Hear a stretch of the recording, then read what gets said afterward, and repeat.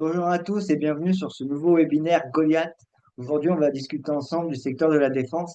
Comme vous avez dû récemment le voir, ça a fait plutôt les gros titres parce qu'on a justement l'État français qui a récemment fait appel à l'épargne des Français justement pour soutenir le secteur de la défense avec le lancement d'un nouveau fonds consacré justement à cette thématique. Et puis, on a un peu partout en Europe notamment des budgets qui sont consacrés à la défense qui augmentent ces derniers mois. Donc, l'idée, c'est de savoir et de voir aujourd'hui ensemble, est-ce que c'est une bonne opportunité en bourse ou pas? Est-ce que c'est une bonne opportunité pour vos investissements? Et donc, on va essayer de se concentrer sur quelques actions américaines et quelques actions européennes qui vous permettront de vous diversifier justement sur le secteur de la défense. Donc, sans plus attendre, j'ai préparé une présentation pour justement aujourd'hui. Donc, on va commencer ensemble et on va pouvoir se demander est-ce que c'est une opportunité ou pas en bourse et quelles sont justement les entreprises qui devraient vous intéresser si vous souhaitez justement investir sur le secteur de la défense. Donc juste avant de commencer, le disclaimer, je vous le laisse lire, mais pour rappel, cette communication elle est uniquement destinée à des fins d'information et d'éducation. Elle ne doit pas être considérée comme un conseil en investissement, une recommandation personnelle d'achat ou de vente d'un instrument financier. Ensuite, toute performance passée ne préjuge pas de la performance future. On va évoquer notamment certains cours d'action qui ont plutôt bien performé ces 6 derniers mois. Et ça ne veut pas dire que ça va forcément être le cas à l'avenir. Et puis enfin, ce matériel il a été préparé sans tenir compte de vos objectifs d'investissement personnels. Voilà. Donc, avant de commencer, juste on va remettre le contexte.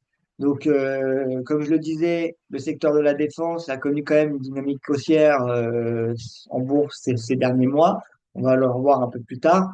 Notamment, on continue à le voir, des tensions géopolitiques qui continuent à persister un peu partout dans le monde, que ce soit le conflit entre la Russie et l'Ukraine qui s'éternise, les rivalités entre la Chine et les États-Unis, ou encore récemment l'instabilité au Moyen-Orient malgré un cessez-le-feu entre Israël et la Palestine. On a vu encore la semaine dernière que Israël avait décidé de bombarder la Palestine. Donc on le voit un peu partout. On a ces tensions géopolitiques qui persistent et donc des tensions grandissantes qui poussent notamment l'Europe à augmenter ses budgets consacrés à la défense. On va y revenir un peu plus tard. C'est la slide d'après. On a aussi Donald Trump qui met une pression sur les alliés de l'OTAN, qui en a marre justement de protéger l'Europe, si je puis dire, et qui demande à l'OTAN et notamment aux pays membres de l'Europe d'augmenter leur budget, qui souhaiterait justement que le, le budget consacré à la défense, la part du PIB qui sera consacrée à la défense augmente et d'environ à 5%, alors qu'on est aujourd'hui à 2% du PIB. Et voilà, donc comme je disais, on le voit à travers le monde, des augmentations significatives des budgets militaires, ce qui profite notamment à certaines actions en bourse qui sont dans ce secteur-là. Donc voilà, les budgets consacrés à la défense en 2023. On le voit, c'est les États-Unis avec presque 1000 milliards de dollars qui dominent largement et qui sont numéro un, suivi par la Chine. Même si la Chine, ça reste encore flou, on a réussi à trouver le chiffre de d'environ 300 milliards de dollars. Bien évidemment, Pékin ne communique pas tout à ce sujet-là, donc ça reste assez flou, mais c'est une estimation. On a la Russie à 109 milliards de dollars, suivi par l'Inde à 83,6 milliards de dollars, l'Arabie Saoudite à 76 milliards de dollars. Puis ensuite, on retrouve le Royaume-Uni, l'Allemagne, la France. Donc voilà, on voit que les pays européens, c'est aujourd'hui assez faible et donc ils souhaiteraient augmenter leur budget. Donc en France, on a Emmanuel Macron qui a justement fait l'annonce de 1,4 milliard d'euros supplémentaires qui seront ajoutés au budget. En Allemagne, il prévoit un investissement de 1000 milliards de dollars, il me semble, sur les 10 prochaines années.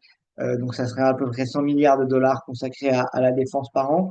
Donc, on voit que c'est un sujet qui intéresse de plus en plus.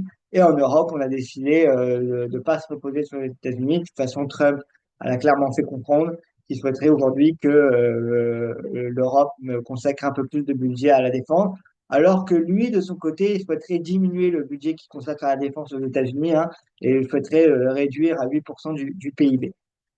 Donc, on va faire un focus sur quelques entreprises américaines d'abord, et puis ensuite quelques entreprises européennes. On va essayer d'aller assez vite pour justement vous donner des idées de diversification.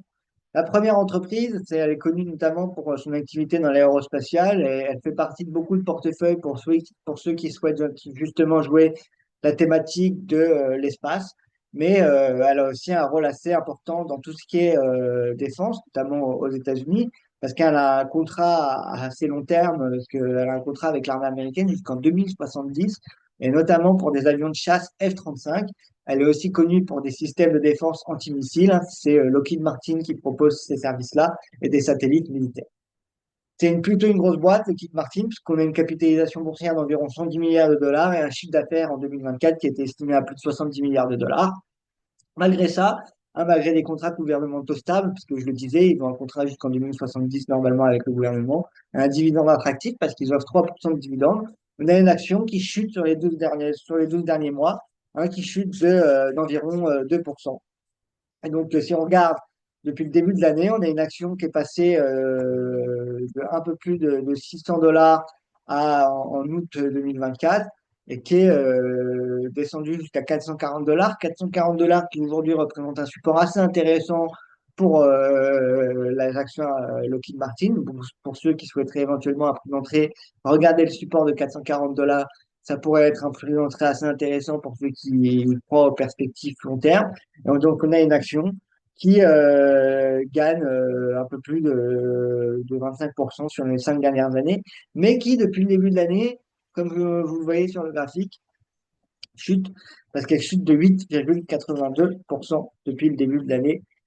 Mais il devrait profiter justement des récentes annonces du gouvernement américain. Donc, on suivra ça avec grande attention. Ensuite, on a une deuxième action qui est aussi plus connue pour ses autres activités, notamment pour ses avions, que pour son rôle dans le secteur de la défense. Mais elle a là aussi un rôle assez important dans le secteur de la défense, notamment aux États-Unis, parce que elle propose des hélicoptères et aussi des avions de chasse ou des systèmes satellitaires. Et ça, c'est Boeing. Donc Boeing qui propose des hélicoptères Apache, des chasseurs FA-18 et qui aujourd'hui est la deuxième entreprise qui est présente dans cette sélection pour diversifier votre portefeuille dans des entreprises du secteur de la défense. Elle a une capitalisation d'environ 130 milliards de dollars et 30% de ses revenus, ils proviennent directement du secteur de la défense. Voilà, donc, on le voit, Boeing qui est en train de se reprendre, parce que sur les 6 derniers mois, on gagne environ 15%, malgré une baisse de 7% sur un an. Donc, Boeing qui profite de ses contrats avec la Navy et l'US Air Force, notamment. Voilà. Et donc là, on le voit graphiquement, on a un cours à 174 dollars aujourd'hui pour Boeing. Ensuite, la troisième entreprise, cette fois-ci, c'est plus des avions de chasse ou des systèmes satellitaires, même s'ils proposent des systèmes radars. C'est RTX Corporation, anciennement connu sous le nom de Raytheon Technologies. RTX est notamment connu pour ses systèmes de missiles guidés et qui là aussi a connu quand même des fortes hausses parce qu'ils ont connu une hausse de 10% en 2024, notamment dopé par les réapprovisionnements avec la guerre en Ukraine. Capitalisation de 140 milliards de dollars et 50% de ses revenus proviennent justement de la défense. Voilà, c'est le leader mondial des missiles. Et là, on le voit en bourse, ça a été plutôt un franc succès depuis 2024 parce que on était en août 2023, on était dans un tour de 70 dollars l'action, on a presque doublé, on est aujourd'hui à 133 dollars pour RTX, on a connu une hausse de 5,5% sur un mois, on a connu une hausse de 10,27% sur un an et de 10,7% sur 6 mois et de 40% presque sur un an, de 38,42% exactement sur un an. Donc RTX qui est en forte hausse ces derniers temps et qui est même à un plus haut historique. Ensuite, la quatrième action de cette sélection, c'est Northrop Grumman. Elle est spécialisée dans les drones, notamment le Global Hawk, les bombardiers furtifs et les systèmes spatiaux. Capitalisation d'environ 55 milliards de dollars, des revenus de 40 milliards de dollars, progression de 15 d'environ justement euh, d'une progression de 15% environ sur un an, de 9% sur un mois et de 57,21% sur les 5 dernières années. Elle est spécialisée dans les innovations, dans les technologies autonomes et spatiales. Voilà. Ensuite, cinquième action américaine, c'est General Dynamics Corporation, où là, elle fabrique des chars, des sous-marins nucléaires et des jets d'affaires.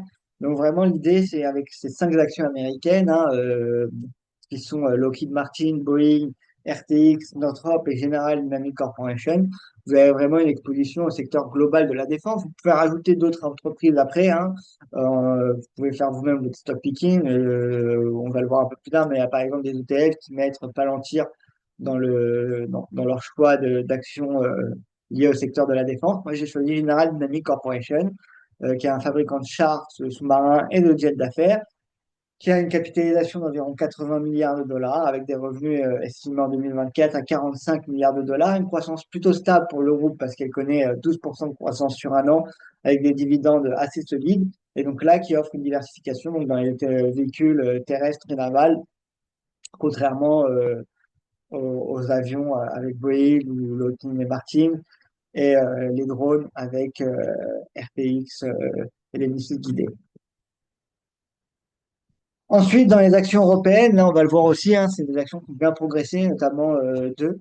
Mais l'idée, voilà, la première entreprise, c'est un peu comme Boeing, hein, c'est Airbus, qui est connu pour ses avions, mais qui est aussi un acteur clé dans tout ce qui est hélicoptère militaire, notamment avec le Tiger, et qui propose aussi des satellites. Donc Airbus qui pourrait être assez intéressant pour ceux qui préfèrent les actions européennes par rapport aux actions américaines. On a là une capitalisation d'environ 130 milliards de dollars et on a 20% des revenus de Airbus qui sont générés grâce au secteur de la défense. On a sur Airbus une hausse de 4,22% depuis le début de l'année. On a connu une hausse de 15% en 2024 et on a des synergies civilo-militaires assez intéressantes avec le projet européen FCAS. Donc là, vous pouvez le voir, Airbus se rapproche de son plus haut historique et qui se trade aujourd'hui à 166 euros l'action, avec un niveau de support très important aux 120 euros, qui représente une ancienne résistance de 2022 qui a été dépassée après en 2023. Et on n'est plus revenu en dessous de ces cours-là. Donc les 120 euros qui représentent un niveau de clé, un point d'entrée assez intéressant pour Airbus. Et Airbus qui a un potentiel de croissance avec les récentes annonces européennes, notamment en France, qui pourrait être aussi assez intéressante. D'ailleurs, ça n'a pas manqué, hein, le cours en profite ces derniers jours. On a Thales, qui est cette fois-ci un géant français de l'électronique de la défense, spécialisé dans tout ce qui est radar, drone et tout ce qui est cybersécurité. C'est une action française, mais elle est présente aujourd'hui dans 56 pays. Alors, elle est plus petite que Airbus parce qu'elle a une capitalisation de 35 milliards de dollars, mais elle représente son chiffre d'affaires possède 50% de ses revenus justement qui sont liés à la défense, contrairement à Airbus, hein, on le voyait, c'était que 20%. Là aussi, Thales qui profite du conflit ukrainien, hein, puisqu'il connaît plus 30% depuis le début du conflit ukrainien. Et l'avantage de Thales, c'est la diversification qu'elle offre, à la fois l'aérospatiale, mais aussi tout ce qui est sécurité, avec ses services et ces solutions justement de cybersécurité, de drones, de radars, etc. Et c'est soutenu par l'État français, puisque l'État français possède un quart du capital.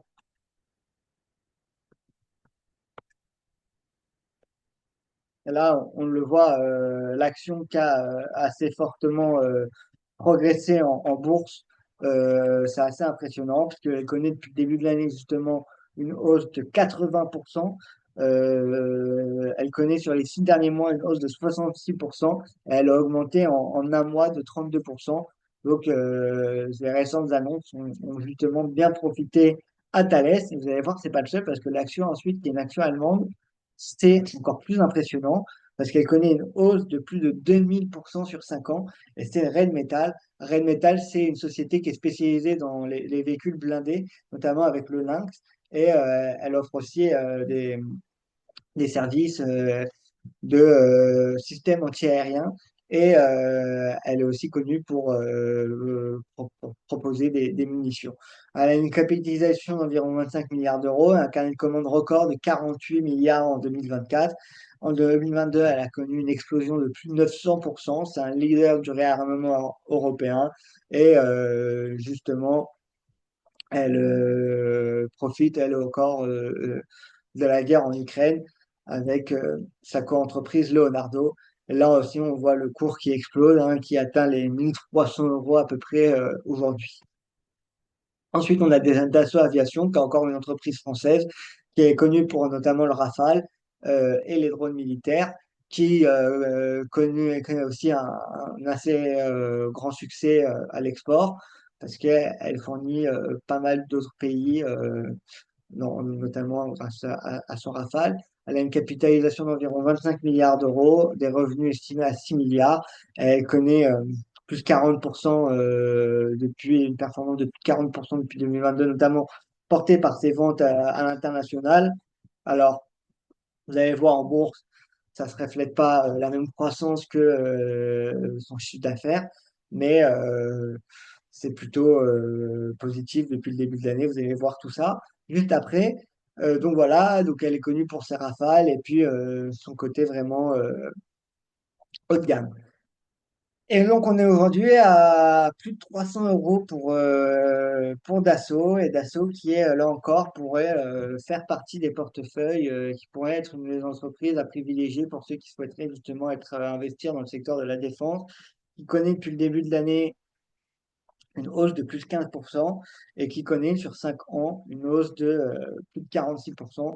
Donc là encore, Dassault n'est pas à négliger pour ceux qui souhaiteraient éventuellement investir dans le secteur de la défense. Donc là, on a vu Dassault, Rheinmetall, Thales, Airbus. Donc on a quand même trois entreprises françaises dans les entreprises européennes, ce qui n'est pas rien. Là derrière, c'est une entreprise londonienne avec BAE Systems qui est le leader britannique dans des avions de combat, connu pour les Eurofighter ou le Typhoon, et il propose aussi, en plus des avions de combat, des sous-marins nucléaires, des systèmes d'artillerie, à une capitalisation d'environ 50 milliards de pounds, des revenus estimés à 25 milliards en 2024. Qui connaît donc des revenus qui connaissent une hausse de 25% en 2024, notamment portés par les commandes au Royaume-Uni, mais pas que. Là aussi, on a aussi eu pas mal d'exports pour BAE Systems, notamment aux États-Unis, parce qu'ils ont une forte présence aux États-Unis grâce au programme Tempest, et ça leur représente 40% de leurs revenus, donc c'est pas non plus négligeable pour BAE Systems. Et BAE Systems qui connaît une hausse de 22% sur un mois, donc c'est pas rien, de 38,4% depuis le début de l'année, et qui pourrait être une entreprise à privilégier si vous voulez éventuellement investir dans une action du secteur de l'armement.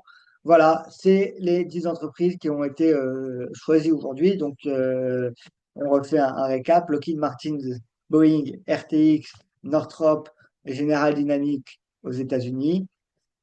Thales, Airbus, Rheinmetall, BAE Systems et Dassault en France qui sont voilà, 10 entreprises qui vont vous permettre de couvrir et d'avoir vraiment une exposition au secteur de la défense si vous le souhaitez. Ça, c'est si vous souhaitez vous-même faire votre stock picking, hein. Après, à vous de choisir celles qui vous plaisent le plus. Et malgré ces récentes hausses qu'on a eues sur certaines actions, on a encore un potentiel de croissance assez intéressant pour les actions justement du secteur de la défense, notamment avec, comme je le disais en introduction, les pays européens qui souhaitent justement engager de plus en plus de dépenses et augmenter leur budget consacré à la défense. Mais si vous ne souhaitez pas vous-même faire votre stock picking, vous pouvez tout simplement choisir des ETF. Ça peut être des ETF européens, des ETF américains ou des ETF monde. Là, je vais vous donner des noms d'ETF ainsi que leur ticker. C'est suite à vous de faire vos propres recherches. Donc, on a un ETF Future of Defense, NATO, le ticker, qui est là pour le coup un ETF européen. On a le Winston Tree Europe Defense, si vous souhaitez aussi investir dans un ETF européen. Et la plupart des entreprises, la plupart des ETF vont être investis dans la plupart des entreprises précédemment citées. On peut citer en plus notamment Palantir où les ETF américains aiment bien avoir une exposition à cette action et qui a d'ailleurs très bien performé en 2024. Donc en ETF américain, on peut citer iShares US Aerospace and Defense de son ticker ITA. On peut citer le SPDR S&P Aerospace and Defense de son ticker XAR et Invesco Aerospace and Defense de son ticker PPA. Et enfin, dans les ETF monde, on a le Global X Defense Tech et on a le VanEck Defense, qui sont deux autres ETF qui vous permettront d'avoir une exposition au secteur de la défense. Donc, là encore, faites vos propres recherches, essayez de regarder. J'avais fait, pour ceux que ça intéresse, il y a 2 semaines, une présentation sur les ETF. Donc, vous allez pouvoir trouver plus de détails, des sites notamment qui vont vous donner plus d'informations sur les ETF, etc. Donc, n'hésitez pas à aller regarder. Et puis, pour ceux qui souhaiteraient trouver un ETF de la défense, n'hésitez pas aussi à regarder les fact sheets pour comparer les allocations, les holdings de chaque ETF. Mais voilà, vous avez une liste de 7 ETF, 2 ETF européens, 3 ETF américains et 2 ETF monde qui vous permettent d'avoir une exposition au secteur de la défense si vous le souhaitez. Voilà, c'est tout pour le webinaire d'aujourd'hui. J'espère que ça vous a plu. Pour conclure, le secteur de la défense, ça offre des opportunités assez attractives en ce moment en bourse et ça met à la fois la stabilité parce que c'est quand même des contrats gouvernementaux, donc c'est quand même assez stable. Et puis la croissance parce qu'on a quand même pas mal d'exportations, on a de l'innovation dans ce secteur-là. Et avec les investissements massifs qui arrivent, ça pourrait être un secteur assez intéressant. On a des entreprises américaines qui dominent par leur taille et leur portée mondiale, mais on a des entreprises européennes qui bénéficient justement récemment là d'un élan régional avec tout le continent qui est en train de se réarmer et qui est en train de lâcher la dépendance qu'on a par rapport aux États-Unis hein, sur le domaine de la défense. On a notamment des discussions entre la France et l'Allemagne et des budgets qui augmentent. Et puis, pour les investisseurs, vous avez à la fois des grosses entreprises qui vont vous permettre d'avoir une certaine résilience au marché et d'être exposé à plusieurs secteurs, pas que celui de la défense, mais aussi celui de l'aérospatial, celui de l'aviation, etc. Donc, vous pouvez aller sur Lockheed Martin ou sur Thales, qui sont quand même offrent une résilience assez notable. Et puis, pour ceux qui sont un peu plus, qui souhaitent un peu plus de volatilité, vous pouvez regarder notamment Rheinmetall, qui a connu une hausse assez fulgurante ces derniers temps, donc restez prudent avec Rheinmetall, mais sinon vous avez Northrop Grumman qui là offre un potentiel de croissance intéressant. Et puis bien évidemment, pour ceux qui souhaiteraient investir, il faudra surveiller l'actualité, essayer de rester au courant des derniers risques géopolitiques et essayer de regarder comment évoluent les budgets, même si pour le moment, c'est plutôt penser à la hausse. Donc voilà, le secteur de la défense qui en bourse offre, comme on l'a vu, certaines opportunités. Donc n'hésitez pas à creuser par vous-même les actions que je vous ai citées aujourd'hui. Moi, je vous les ai citées à titre d'exemple et pour vous donner un peu plus de matière.